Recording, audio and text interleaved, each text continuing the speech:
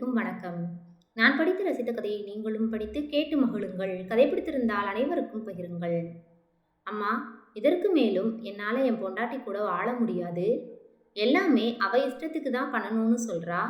நான் அவளை விவாகரத்து பண்ண போறேன். நான் அவகிட்ட இதை பற்றி பேசினப்போ அவளும் விவாகரத்துக்கு சம்மதம்னு சொல்லிட்டா. இன்னும் 4 நாட்களுக்குள்ள அவ இந்த வீட்டை விட்டு போயிடுவான்னு நினைக்கிறேன். அப்படி போகலைன்னா என்ன நடக்கும்னு எனக்கே தெரியாது பார்த்துக்கோ என்றான் விக்னேஷ். டேய், கல்யாணம் ஆகி 6 வருஷத்துக்கு மேலே ஆயிடுச்சு. இப்போ வந்து திடீர்னு விவாகரத்து பண்ண போறேன்னு சொல்லிட்டு இருக்க. என்ன பிரச்சனைன்னு சொல்லு, நான் பேசி தீர்த்து வைக்கிறேன். பிரிஞ்சு போற அளவுக்கு என்ன பிரச்சனை வந்துச்சு என்கிட்ட சொல்லு என்றார் வசந்தா. அம்மா, நான் பிரியறதுன்னு முடிவு பண்ணிட்டேன். இப்போ வந்து என்ன பிரச்சனைன்னு கேட்டுட்டு இருக்க. நீ என்ன சமாதானம் சொன்னாலும் நான் ஏத்துக்க மாட்டேன். நான் சொன்னதை மட்டும் செய் என்று கத்திவிட்டு வேலைக்கு கிளம்பினான். வசந்தா மனதுக்குள் புலம்ப துவங்கினார். என்ன ஏது பிரச்சனை என்ன எதுவுமே சொல்லாம திடீர்னு விவாகரத்து பண்ண போறேன், அவ இந்த வீட்டில் இருக்கக்கூடாதுன்னு சொல்லிட்டு போறான். அவனுக்கு என்ன ஆச்சு என்று யோசித்து கொண்டே அதிர்ச்சியோடு சோஃபாவில் அமர்ந்தார். உள்ளே இருந்த விக்னேஷின் மனைவி வசந்தாவின் மூத்த மருமகள் காமினி வேலைக்கு செல்வதற்காக கிளம்பி வெளியே வந்தாள். காமினியை பார்த்த வசந்தா வேகமாக எழுந்து அவளை பார்த்து, காமினி, விக்னேஷ் என்ன சொல்லிட்டு போறான்? விவாகரத்து அது இதுன்னு சொல்லி உளறிட்டு போறானே என்றார் வசந்தா. ஆமா அத்தை, நாங்க பிரிஞ்சு போயிடுறதா முடிவு பண்ணியிருக்கோம். இந்த மாதிரி ஆள் கூட எல்லாம் என்னால வாழ முடியாது. அவர் வச்சதுதான் சட்டம்னு சொல்றாரு. அப்ப எனக்கு இந்த வீட்டில் மரியாதை இல்லையா? இந்த வீட்டுக்கு உழைச்சி கொட்டுறது மட்டும்தான் என்னோட வேலையா என்றவள். அத்தை, நான் அவரையும் உங்களையும் நம்பிதான் வந்தேன். எனக்கு சரியான நீதி கிடைக்கணும். அதற்கு நீங்க தான் பொறுப்பு என்றாள். அம்மா, நீயும் என்னம்மா இப்படி சொல்ற? 4 நாள் தான் டைம். அதுக்கப்புறம் நீ இந்த வீட்டுக்குள்ள இருக்கக்கூடாதுன்னு சொல்லி வேற கத்திட்டு போறான். உனக்கு எதுவும் கேட்கலையா என்றார். நான் குளிச்சுட்டு இருந்தேன், அதனால எனக்கு எதுவும் கேட்கல. அப்படி கேட்டிருந்தா அப்பவே நான் வெளியே வந்து சண்டை போட்டிருக்க மாட்டேனா? 4 நாளைக்கு அப்புறம் நான் இந்த வீட்டில் இருக்கக்கூடாதுன்னு சொல்றதுக்கு அவர் யாரு? நான் இந்த வீட்டில் தான் இருப்பேன். விவாகரத்து வழக்கு முடிஞ்சு எனக்கு சேர வேண்டிய ஜீவனாம்சம் முழுமையா கிடைக்கிற வரைக்கும் நான் இந்த வீட்டை விட்டு போக மாட்டேன். என் முகத்தில் முழிக்கிறதுக்கு பிடிக்கலேனா அவர் வேணா இந்த வீட்டை விட்டு போகட்டும் என்றவள். அவர் நான் கேட்கிற ஜீவனாம்சத்தை கொடுக்கவில்லை என்றால் அதற்கும் நீங்கள் தான் பொறுப்பு. என்னோட அப்பா அம்மா கிட்ட நீங்க தான் பதில் சொல்லணும். வேலைக்கு நேரமாச்சு என்று சொல்லிவிட்டு வேகமாக அங்கிருந்து கிளம்ப முயன்றாள். அவளை தடுத்த வசந்தா, ஏமா, என்ன பிரச்சனைன்னு சொல்லு, நான் பேசி தீர்த்து வைக்கிறேன் என்றார். அத்தை, உங்க பிள்ளையெல்லாம் யாராலும் மாற்ற முடியாது. அதெல்லாம் பிறவியிலேயே வந்த குணம். நேத்து வந்த நான் சொல்லியா மாறப் போறாரு? 1 வாரத்துக்குள்ள விவாகரத்து வழக்கில் தாக்கல் செய்வதற்கான வேலைகளை பார்க்கிறேன் என்று சொல்லிவிட்டு கிளம்பினாள். மகன் மருமகள் இருவரும் பேசிவிட்டு சென்றதையே நினைத்து சாப்பிடாமல் உட்கார்ந்திருந்தார் வசந்தா. உள்ளே இருந்து வந்த வசந்தாவின் சின்ன மருமகள் யாழினி, அத்தை, மணி என்னாக போகுது? இன்னும் சாப்பிடாமல் உட்கார்ந்துருக்கீங்க? சாப்பிட்டு மாத்திரை போட வேண்டாமா? டாக்டர் என்ன சொன்னார்னு மறந்துட்டீங்களா? சரியாக நேரத்துக்கு சாப்பிடணும், மாத்திரை போடணும்னு சொல்லியிருக்காரு. வந்து சாப்பிடுங்க என்றாள். ஏமா, இந்த வீட்டில் நடக்கிறது எதுவுமே உனக்கு கேட்கலையா? என்னோட மூத்த பையன் விவாகரத்து பண்றேன்னு சொல்றான். மேலும் 4 நாள்ல அவ இந்த வீட்டுக்குள்ள இருக்கக்கூடாதுன்னு வேற சொல்லிட்டு போறான். அவனோட பொண்டாட்டி என்னன்னா, ஆமா, நானும் விவாகரத்து பண்ண போறேன், எனக்கு தேவையான ஜீவனாம்சம் கொடுத்தாதான் இந்த வீட்டை விட்டு போவேன்னு சொல்றா. எல்லாத்தையும் கேட்டுட்டு அமைதியாக ரூம்குள்ளே இருந்துட்டு இப்போ வந்து மாத்திரை போடுங்கன்னு சொல்லிட்டு இருக்க. இதுதான் இப்போ ரொம்ப முக்கியமா என்றார். அத்தை, இந்த வீட்டில் இருக்க மற்ற 3 பேருமே வேலைக்கு போகிறாங்க. நான் மட்டும்தான் வீட்டில் இருக்கேன். உங்களுக்கு ஏதாவது ஆச்சுன்னா அதுக்கு நான் தான் முழு பொறுப்பு. உங்களை நல்லபடியாக பார்த்துக்க வேண்டியது என்னோட கடமை. அவங்க சண்டை போடுறதுங்கிறக்காக நான் என்னோட கடமையை செய்யாமல் இருக்க முடியுமா? இதுக்கு முன்னாடி உடம்பு சரியில்லாமல் போனப்ப நான் தான் உங்களை மருத்துவமனைக்கு கூட்டிட்டு போனேன். அன்னைக்கு எவ்வளோ கஷ்டப்பட்டேன்னு எனக்குத்தான் தெரியும். அதனால நீங்கள் முதல்ல வந்து சாப்பிட்டு மாத்திரையை போடுங்க என்றாள். அவளையும் கஷ்டப்படுத்தக்கூடாது என்று நினைத்த வசந்தா எழுந்து சாப்பிடுவதற்காக வந்து உட்கார்ந்தார். ஆனால் அவருக்கு சாப்பாடு உள்ளே இறங்கவே இல்லை.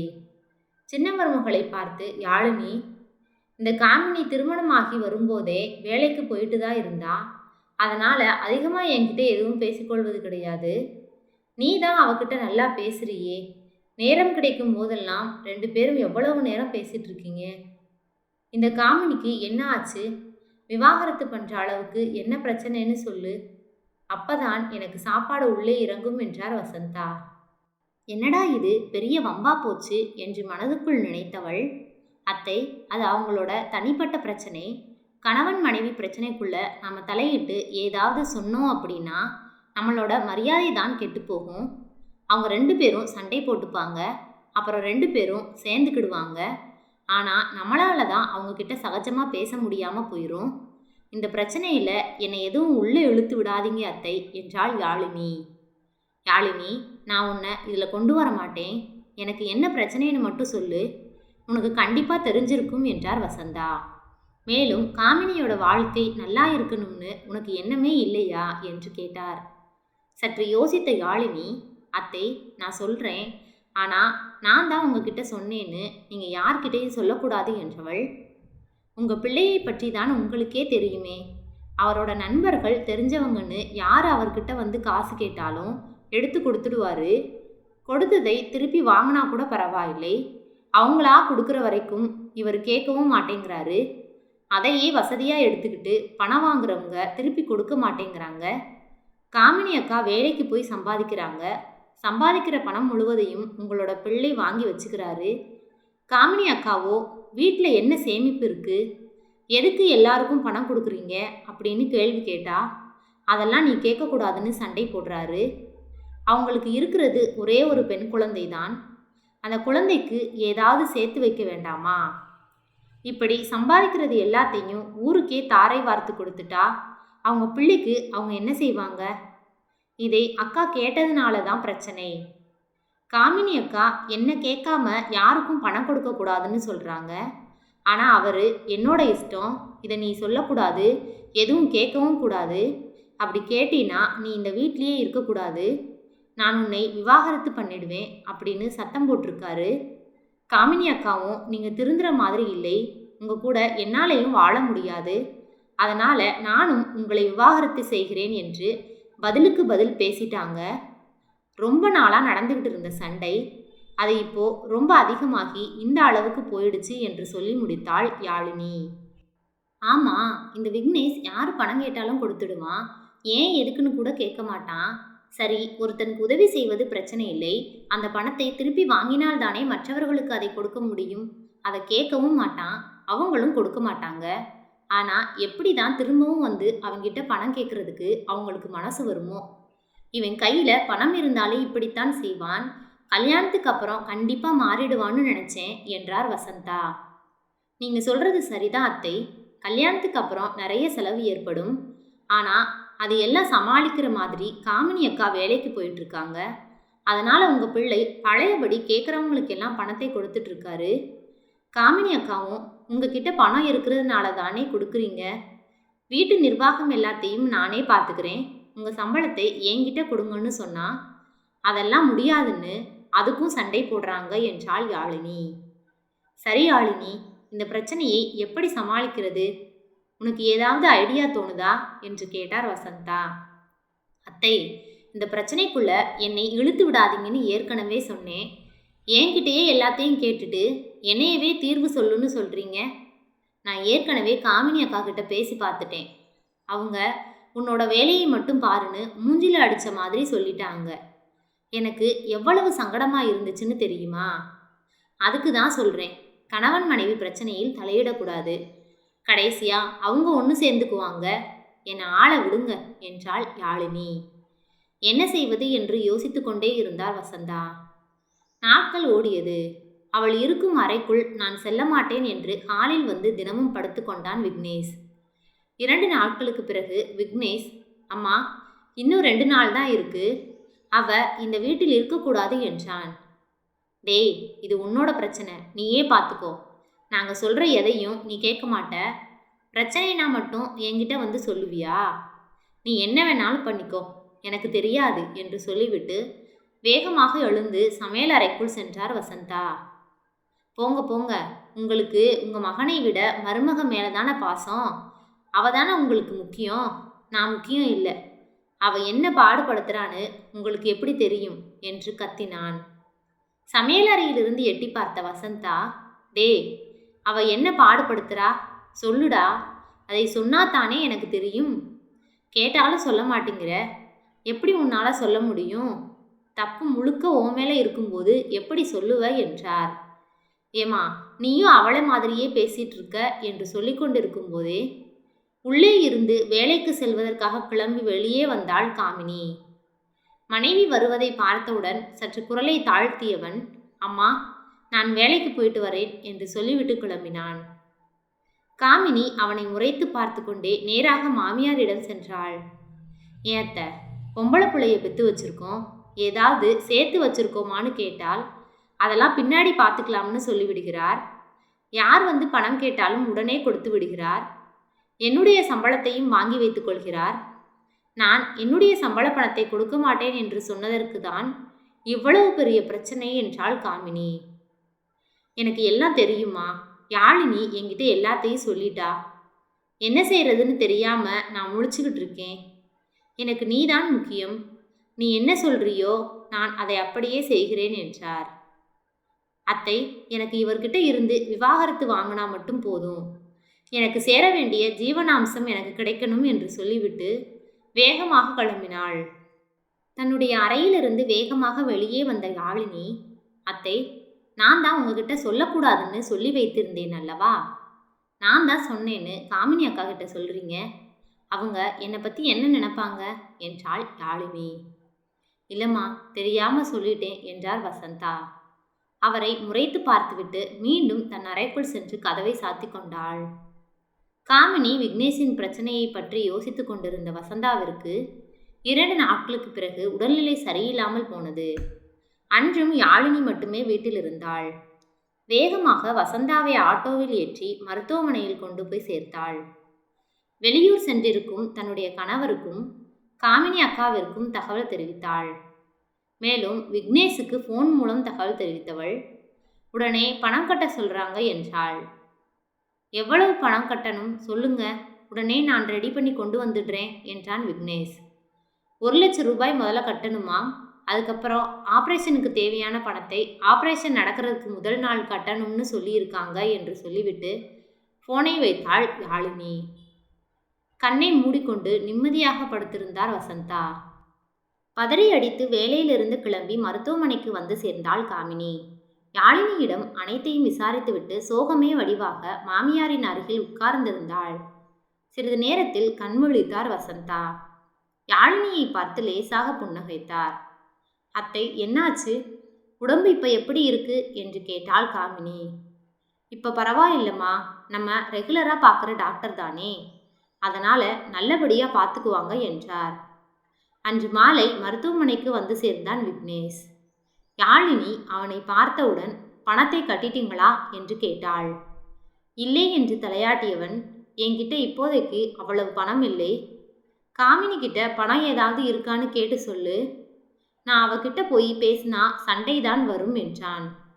உங்ககிட்ட இப்போதைக்கு பணம் இல்லைனா உங்களுக்கு தெரிஞ்சவங்க யாருக்கிட்டையாவது பணம் வாங்கிட்டு வந்திருக்க வேண்டியதானே. நீங்க எவ்வளவு பேருக்கு பணம் கொடுத்து உதவி பண்ணியிருக்கீங்க என்று கேட்டாள் யாழினி. எதுவும் பேசாமல் அமைதியாக நின்று கொண்டிருந்தான் விக்னேஷ்.